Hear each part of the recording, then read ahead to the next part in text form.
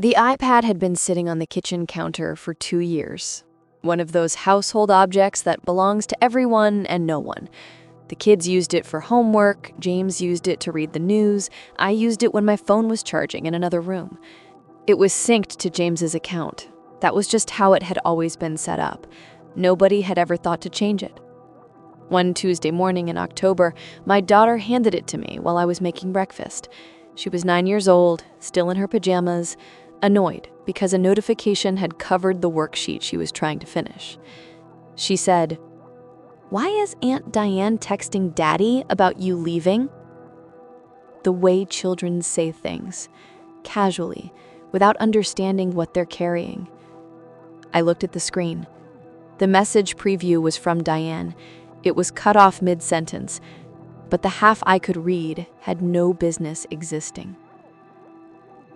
I put the iPad face down on the counter, finished making breakfast, got the kids to school. Then I came back, and I read everything. My name is Catherine. I'm 41 years old.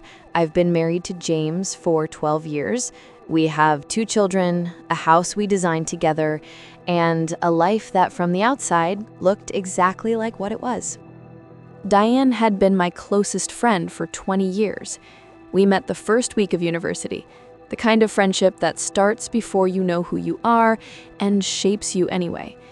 She was my witness at our wedding, the godmother of our oldest, the person I called at 2 a.m. when my mother was diagnosed, when I lost the pregnancy before our son was born, when James and I went through the year we don't talk about, the year that almost ended everything. She was the person I trusted above everyone else, including James. That last detail, I didn't understand why it mattered until I read what was on that iPad. The messages went back 4 years. Not love letters, nothing obvious, nothing that would have made sense in a movie. Something harder to name. Diane checking in on James during our worst year, not to ask about me, not to pass along a message, but to talk about me. In the specific way that sounds like concern if you're reading quickly. She had told him I wasn't being honest with him, that I had said things to her, things I had apparently confided that she felt he deserved to know. She told him during the hardest month of our marriage that she was worried I wasn't sure I still wanted it. I had never said that. Not to her, not to anyone. There was another message from 3 years earlier, a few weeks after I'd told Diane about a disagreement James and I had about where we wanted to raise the kids. A disagreement I thought was private. A disagreement I thought was resolved. In that message, Diane told James that she thought I had never really been comfortable with the life we'd built, that she'd noticed it for years, that she was only telling him because she cared about both of us. James had responded with 2 words. "Thank you." I sat at that kitchen counter for a long time, not crying, not angry, just watching 20 years rearrange themselves into a different shape. Every moment I had always read one way, now read differently. The times she'd seemed most supportive, right after a fight, right after a difficult month. The times she'd encouraged me to give James space, when what I actually needed was to be closer to him. The times she'd said, with complete sincerity, that she just wanted us to be happy. She did want us to be happy, the way someone wants something they've decided they can't have and have chosen instead to make harder for everyone else. I didn't tell James what I had found. Not yet. First, I needed to know if I was reading the past correctly, because there is a difference between a person making one terrible choice and a person building a habit out of your pain. I needed to know if Diane was still doing it. So I set a trap. Not a dramatic one. Not something designed to humiliate her. Something quiet. A door left open that only a guilty person would walk through. I told Diane something small, specific, and completely false. The kind of detail that could only travel one way. I told her I was afraid James was only staying because of the children, that I hadn't said it to him yet, that I was scared to know the answer. None of that was true. Then I waited. 10 days later, James stood in our bedroom doorway after dinner and said something so gently it almost broke me. "Do you think I'm only here because of the kids?" He said it like a fear he had discovered inside himself, like something that had been waiting there. But it hadn't been waiting there. It had been put there, and there was only one person who could have done it. I told James that evening.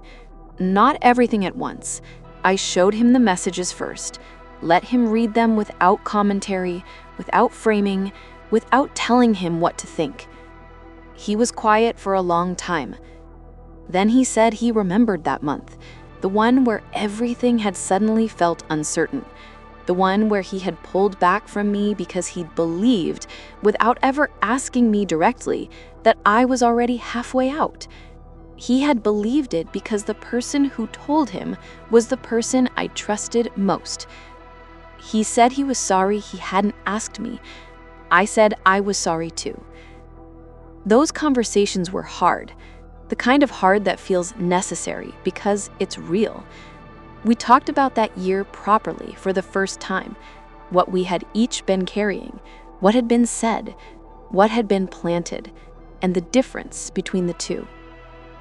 The damage Diane had done was real, but underneath it, what we had was also real. And once we could see the damage clearly, name it, trace it, understand where it had come from, it lost most of its power. I called Diane the following week. I didn't accuse her. I didn't mention the iPad. I didn't tell her about the trap or what it had confirmed. I simply told her that James and I had decided we needed distance from certain friendships, that we were being intentional about who we kept close, that I wished her well. She pushed back at first, asked what she had done, said she didn't understand.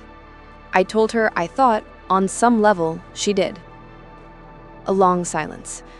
Then she said, very carefully, that she hoped I wasn't making a decision I would regret. I told her I'd thought about it carefully.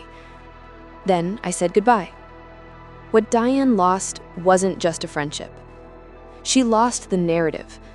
For 20 years, she had been the person who understood our marriage better than we did, the one who knew us both, the one who in any room, in any conversation, could position herself as the most trusted voice in our lives. That version of herself required our trust to exist. Without it, she had nothing to stand on. At first, nothing looked dramatic. She wasn't banned from anything. No one screamed. No one made an announcement. She just stopped being invited into the small places where family actually happens. The kitchen, the birthdays, the school pickups, the calls James used to make when he didn't know who else to call. She remained my daughter's godmother on paper for a little while, but not in practice. And the strange thing about taking away someone's access is that other people notice before you explain it. Diane tried, once or twice, to sound concerned about me in front of mutual friends. But concern only works when people still believe you have the right to it. She had lost that. Not because I exposed her, because for the first time, I stopped standing between her and what she had done. I think about the person I was sitting across from Diane during the worst year of my marriage, crying, trusting, telling her things I hadn't told anyone else. She held my hand, she said the right things. She looked at me with what I now understand was not compassion. I don't hate her. That surprised me, how little anger there was in the end. Mostly just the quiet grief of losing someone who had never quite existed. My daughter is 11 now. She doesn't remember that Tuesday morning. She doesn't remember handing me the iPad. She doesn't remember asking why Aunt Diane was texting Daddy about me leaving. She was just annoyed because the notification had covered her homework. She had no idea what she had put in my hands. I'm glad it was her.